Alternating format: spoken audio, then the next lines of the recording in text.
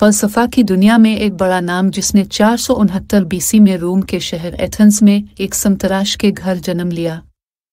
इस फ़लसफ़ी ने हर चीज़ को 3 सवालात की बुनियाद पर परखना शुरू किया और इल्म व दानिश के उफ़ुक़ पर छा गया। इसकी ज़ैन्त के चर्चे पूरे रोम में होने लगे। वो 3 सवालात जिनके बुनियाद पर सुकरात के आगे इल्म व दानिश के दरवाजे खुलते गए। वो सवाल ये हैं: एक कैसे, दूसरा कब और तीसरा क्यों। ये सवालात वो 3 चाबियां बन गई हैं जिनकी वजह सुकरात के सामने अक्ल व दानिश के ताले खुलते गए। इस तरह इसने जदीद फ़लसफ़ा की बुनियाद रखी। सीन ज़माने में रिवाज था कि एक ख़ास उम्र पर पहुंचकर हर नौजवान को फ़ौज में शमूलियत इख्तियार करनी पड़ती थी। चुनांचे सुकरात भी फ़ौज में शामिल हो गया और कई जंगों में बहादुरी के झंडे गाड़े। ज़ाती ज़िंदगी के हवाले से सुकरात ने 2 शादियां की। इसकी पहली बीवी का नाम मिलेटो था। वो एक ख़ानदानी औरत थी, मगर आतेनस प्लेग की वबा में इसका इंतकाल हो गया। इस तरह सुकरात ने 50 साल की उम्र में दूसरी शादी की।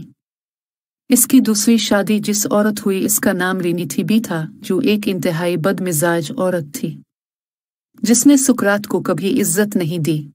सुकरात की दूसरी बीवी ने इसे गालियों के सिवा कुछ नहीं दिया। इसी दौर के एक और फ़लसफ़ी अफलातून से सुकरात की मुलाकात एक ख्वाब के ज़रिए हुई।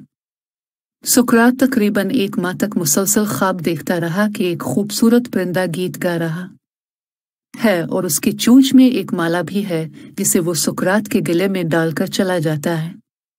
एक दिन एथेंस के बाजार में सुकरात ने एक खूबसूरत नौजवान को वही गीत गुनगुनाते सुना तो उसे गिले लगा लिया।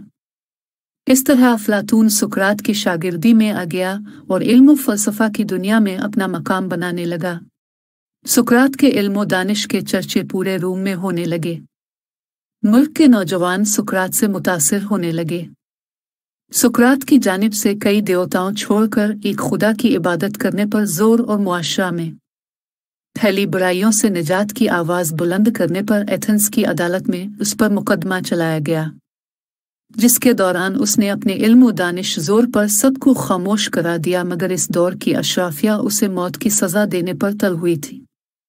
इस तरह अदालत ने सुकरात को मौत की सज़ा सुनाई और जेल में डाल दिया। वहीं इस जेल में सुकरात ने ज़ेर का पीकर अपना खात्मा कर दिया।